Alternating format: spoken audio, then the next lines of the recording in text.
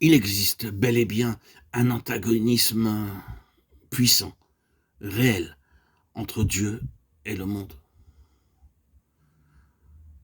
Nous pouvons dire que la venue de Christ a pour but de donner à cet antagonisme latent entre Dieu et le monde l'occasion de faire explosion, de déployer tous ses effets et de s'enregistrer une fois pour toutes dans l'histoire.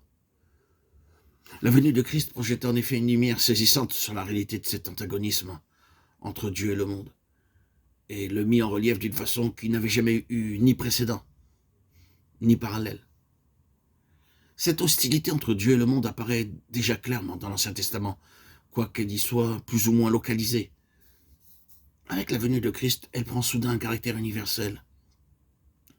C'est une personne universelle, si j'ose ainsi dire, qui est envoyée d'en haut sur un point particulier de l'univers.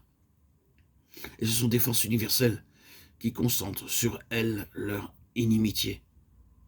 À cause de la personne qui est en cause, parce que ce n'est pas simplement un homme, mais Dieu, Dieu avec nous, il n'a pas plutôt fait son apparition sur la terre que le volcan de cet antagonisme longtemps contenu éclate soudain.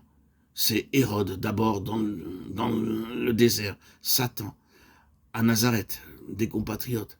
Et il semble bientôt que tout conspire pour faire converger contre lui le tollé de tous et délivrer le monde de ce Dieu qui s'est fait homme. Le passage Jean 12, 31, bien compris, souligne la chose d'une façon frappante. Le mot jugement ici n'est pas accompagné de l'article, c'est un jugement. En outre, le mot grec krisis, traduit par jugement, peut fort bien être rendu par le mot crise, qui en est dérivé. Il y a maintenant une crise dans la vie du monde. L'occasion de cette crise, c'est la présence dans le monde du Seigneur Jésus. Le seul fait de sa présence provoque un remous profond de tous les éléments d'hostilité contre Dieu, que le monde cachait dans son sein. Il monte à la surface pendant le ministère du Seigneur. Et depuis Jean 12, on peut voir le mal venir au jour, partout. L'atmosphère en est saturée. La croix n'est autre que le monde, montrant le fond de son cœur.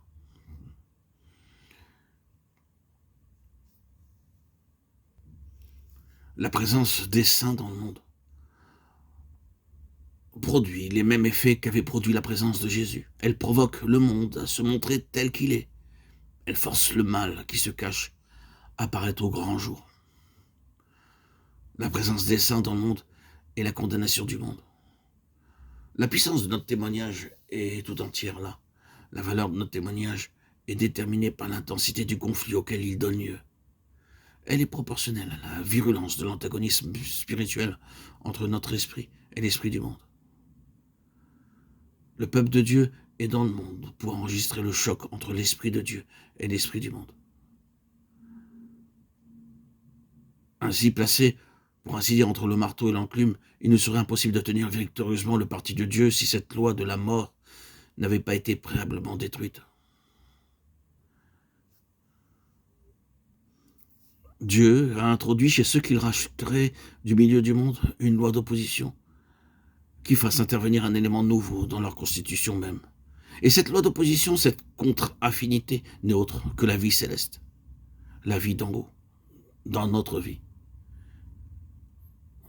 Il a rassemblé spirituellement du milieu du monde un peuple destiné à son royaume à venir, afin qu'il devienne, par son Église, une vivante expression de cet antagonisme